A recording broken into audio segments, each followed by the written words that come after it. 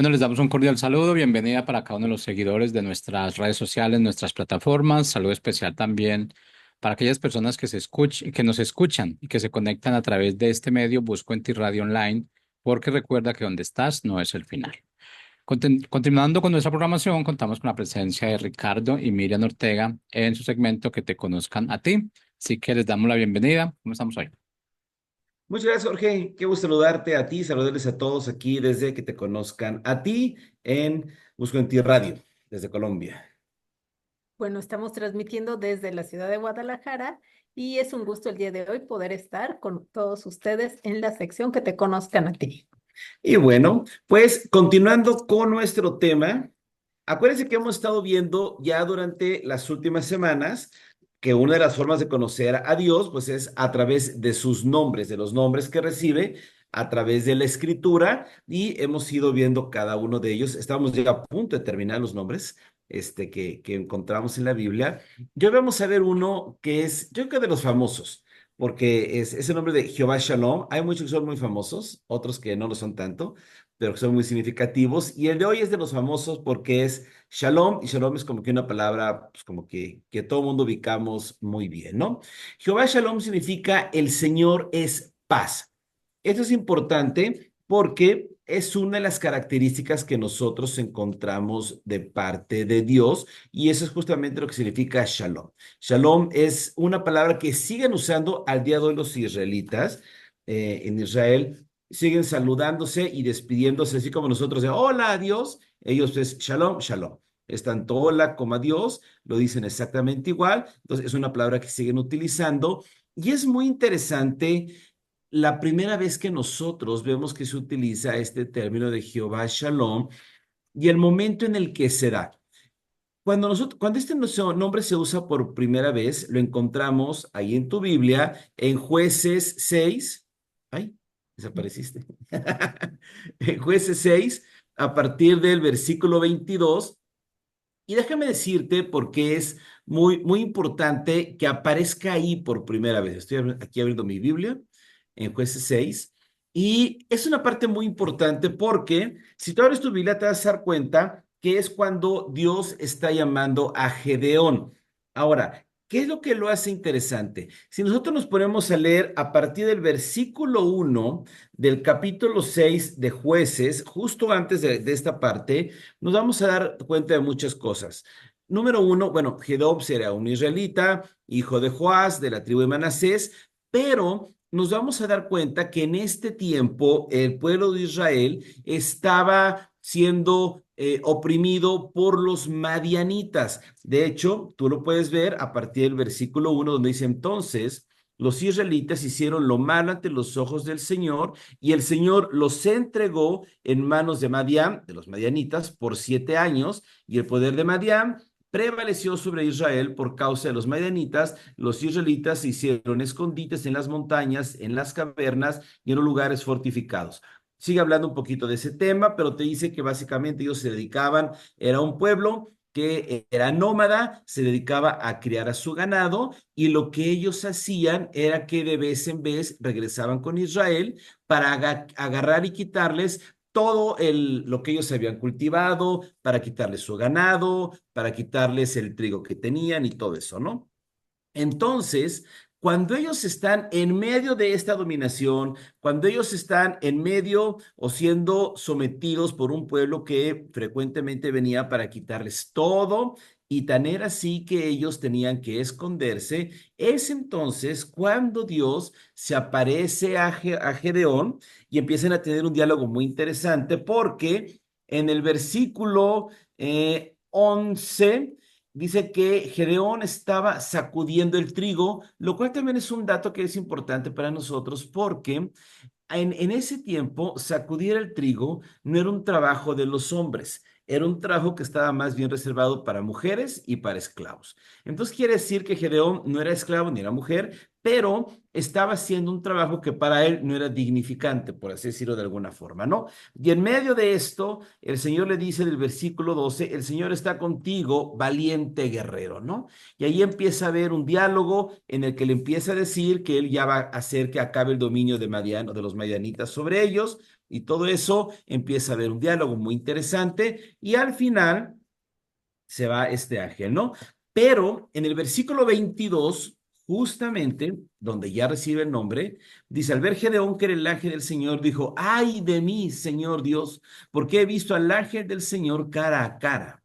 Y el Señor le dijo, la paz sea contigo, no temas, no morirás. Y Gedeón edificó allí un altar al Señor y lo llamó El Señor es paz, el cual permanece en Ofra de Abiezer hasta hoy. Entonces vemos cómo la consecuencia de que Gedeón le haya llamado a ese altar Jehová Shalom es el resultado de que mismo Dios es el que le dijo eso, cuando le dijo, no temas, no morirás, porque antes le dice, la paz sea contigo. Y es muy interesante cómo le está diciendo, número uno, se está presentando a él como Jehová Shalom, pero también lo segundo que le dice es que no temas, no morirás. Y es lo primero que nosotros aprendemos cuando tenemos paz, que no debemos tener miedo.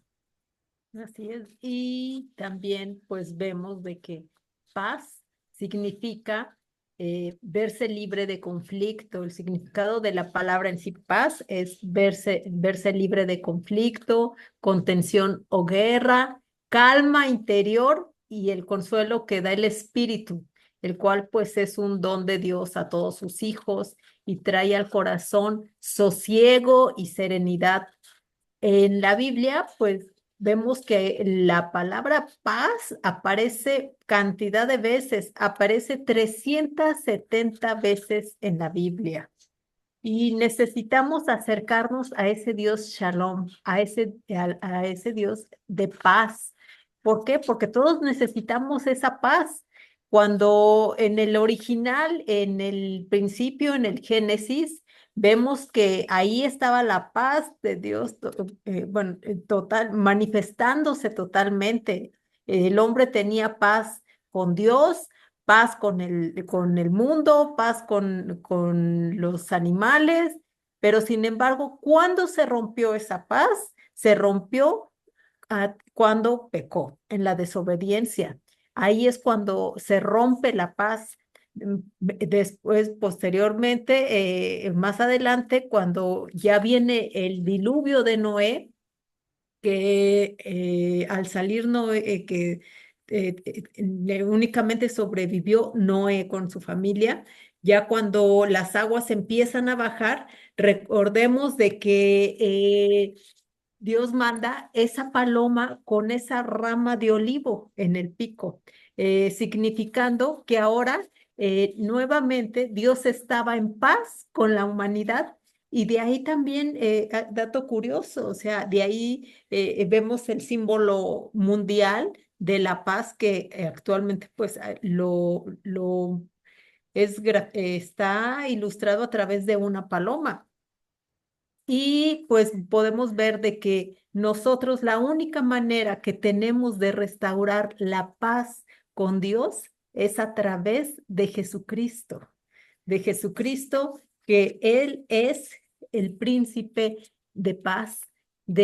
Eso lo podemos leer en Isaías 9:6, que dice, porque un niño nos es nacido, hijo nos es dado, el principado sobre su hombro y se llamará su nombre admirable, consejero, Dios fuerte, Padre eterno, príncipe de paz. Y aquí vemos cómo estaba profetizado que Jesús vendría y sería el príncipe de paz. Y ahora podemos tener esa paz con Dios mediante Jesucristo. Mediante Él es que tenemos esa paz. Es cuando tenemos esa paz del Señor, cuando ahí ese shalom se vuelve vivencia en nuestras vidas y solamente a través de Él, no de nuestras circunstancias, porque tenemos otro ejemplo en el Nuevo Testamento cuando Jesús les dice a sus discípulos acerca de la paz, que no precisamente fue en circunstancias pues aparentemente favorables, sino que fue cuan- ¿De cuándo? cuando ya estaba a punto de ser arrestado. Ay, Juan. Ajá, en Juan, cuando ya Ah, estaba ya. a punto de ser arrestado Jesús, no estaba, pues, sabía que iba a venir eh, todo lo que era el arresto, azotado, vendría la crucifixión, su muerte, estaba a punto de pasar todos esos momentos de dolor. Y sin embargo, ahí es cuando Jesús les dice a sus discípulos. En Juan 14:27 les dice, la paz les dejo, mi paz les doy, no se la doy a ustedes como el mundo la da, no se turbe su corazón ni tengan miedo. Y bueno, el que lo diga ahí, creo que voy yo, ¿verdad? El hecho de que lo diga ahí es muy interesante porque justamente, acuérdense que nosotros cuando queremos estudiar un texto tenemos que entender pues, la parte en la que va justamente, ¿no? Y la parte en la que encontramos ese capítulo 14 es justo después en que Jesús hace el lavamiento de los pies de los discípulos y justo antes, acuérdense que del capítulo 14 al 17 es posiblemente una de las partes más emotivas para nosotros. Porque habla de la oración que hizo Jesús para con nosotros, ¿no? Ahí es una parte a que le podemos dedicar muchas semanas a estudiar esos 4 capítulos, y es cuando Jesús está orando por nosotros. Es un diálogo muy interesante, muy personal, muy íntimo, pero también muy revelador de muchas cosas que nos enseña Jesús a nosotros. Incluso acaba orando por nosotros, no solamente por los discípulos, sino que dice, te pido, Padre, no solamente por estos, es decir, refiriéndose a sus discípulos, sino por los que te han de conocer por el mensaje de ellos, es decir, por nosotros, ¿no? Entonces, en ese pedacito, entre después de que lava los pies a los discípulos y justo antes de ser arrestado, es que se da este discurso o esta charla que tiene con ellos, y es ahí donde le dice, mi paz les dejo, mi paz les doy. No se las doy a ustedes como el mundo la da. Y fíjense que igual que con Gedeón, lo siguiente que les dice después de que les da la paz, les dice, no se turbe su corazón ni tengan miedo.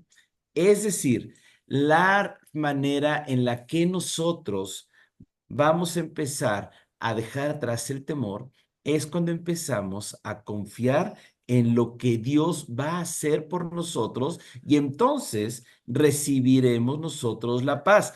La paz no la tenemos cuando dejamos de tener problemas. Cuando vimos, por ejemplo, el caso de Gedeón, Gedeón recibió esa palabra cuando estaba en medio de una dominación madianita, cuando estaba escondido haciendo limpieza de trigo para poder separarlo. Es decir, ahí es donde Dios se revela con él, ¿no? Aquí les está diciendo en un capítulo en lo que sigue no son vacaciones, lo que sigue es arresto, ellos van a huir y después de esto viene persecución.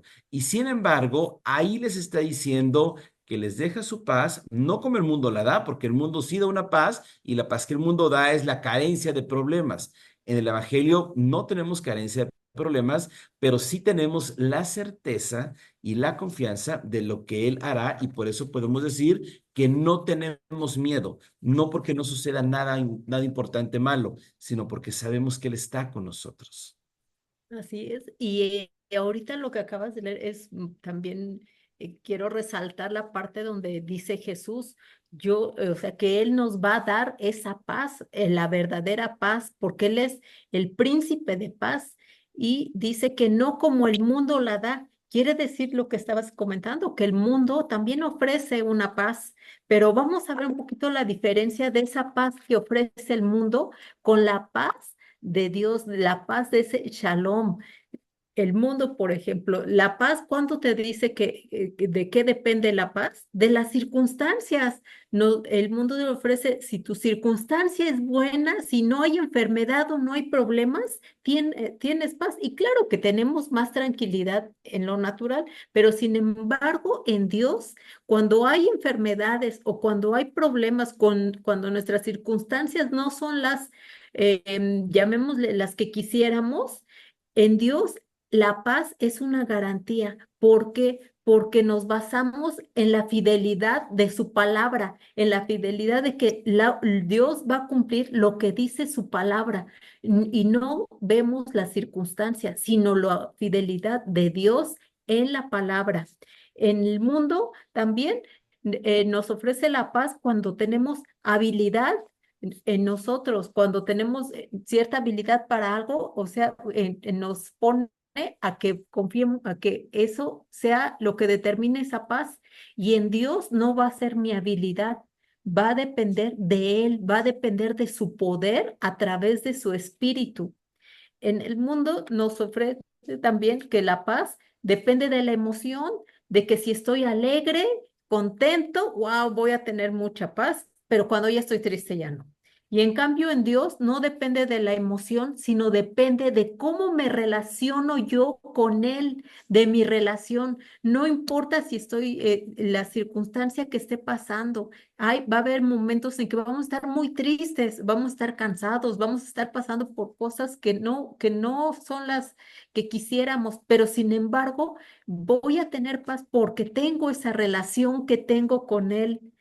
El mundo también nos ofrece mucho de que la paz la encuentro en un lugar tranquilo. Y claro que nos gusta ir de vacaciones, nos gusta estar tranquilos también, es parte también de cuidar nuestro cuerpo. Pero sin embargo, en Dios no depende nada más del lugar, sino depende de una persona y esa persona es Jesús. Jesús es la paz. No hay que ir a buscar la paz verdadera en un lugar, sino ir a Jesucristo, ir a esa persona. En el mundo también nos ofrecen la paz a través del éxito, cuando nos marcan. Si tú logras esto, vas a tener la paz porque ya encontraste, ya llegaste al éxito. Sin embargo, en Dios no depende del éxito, sino depende del propósito. Cada uno de nosotros tenemos propósitos que Dios ha puesto en cada uno. Y ese propósito es que cuando cumplimos ese propósito es que nos va a llevar a tener paz con Dios y saber que estamos haciendo lo correcto. En el mundo también la paz que nos ofrece va a ser temporal, porque no va a ser para siempre, va a ser por una temporada. Y sin embargo, en Dios, la paz que Dios ofrece es eterna, porque va a trascender no nada más en esta vida, sino que va a trascender en lo eterno, en que tenemos vida eterna. En el mundo también la paz nos lleva a que tengamos paz cuando yo ya estoy complacida, que dependa de lo que yo quiero, de mis deseos y que yo me complazca a mí misma. Y sin embargo, en Dios no es el complacerme a mí misma, es el complacerle a Él. ¿Por qué? Porque le amo, porque le amo y porque tengo gratitud de todo lo que Él ha hecho en mí. Y eso me va a llevar a obedecerlo, a hacer lo que Él me está diciendo. Y es cuando digo, Señor, estoy haciendo lo que tú me estás diciendo. Y entonces me lleva a tener, a poder vivir cada día más esa paz que Dios me da. Y pues por lo tanto, como en el mundo, todo el mundo esa paz que nos que ofrece, pues gira alrededor de la persona, pues no se convierte en un fruto, sino que se convierte finalmente pues en una obra de la carne, en algo que va a satisfacer al ser humano. Cuando en Dios esa paz va a llevar a que sea un fruto, que demos fruto y fruto en abundancia. Y, y pues vemos de que el único que es el que nos lleva a la paz con Dios es Jesucristo. Y pues la paz es un resultado de mi comunión que tengo con Él, de esa unión íntima con Dios. O sea, cuando yo la puedo vivir, esa paz, cuando estoy pegado a Jesús, cuando estoy en su camino, tomada de su mano y, y pues no depende de las circunstancias, de todo lo que está a mi alrededor, sino depende de Dios y de su espíritu. Entonces, pidamos esa paz, no importa la circunstancia que estés viviendo, recuerda, no depende de tu circunstancia, de tu habilidad, de tus emociones, de en qué lugar estás, si estás teniendo éxito, si tienes mucho dinero, si estás, si estás contento, ¿no? Sino depende de Dios. Ese es ese Dios Shalom, el Dios de paz. Y bueno, también encontramos que habla de paz, cuando por ejemplo en Isaías está hablando justamente de lo que Jesús iba a hacer por nosotros. Dice, Dios, se me perdió aquí. Y, En Isaías 53, a partir del versículo 4, cuando estamos hablando de la obra de Jesucristo en la cruz, dice a partir del versículo 4 de Isaías 53: ciertamente, Él llevó nuestras enfermedades y cargó con nuestros dolores. Con todo, nosotros lo tuvimos por azotado, por herido de Dios y afligido.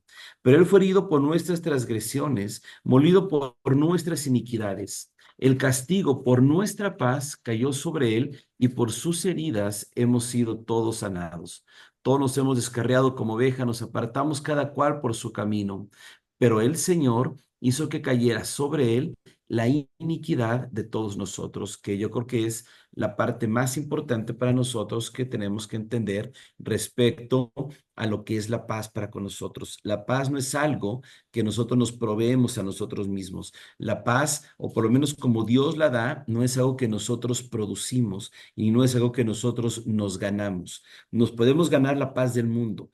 Podemos producir la paz que el mundo da, pero esa paz siempre será temporal, siempre será limitada y siempre dependerá de factores externos.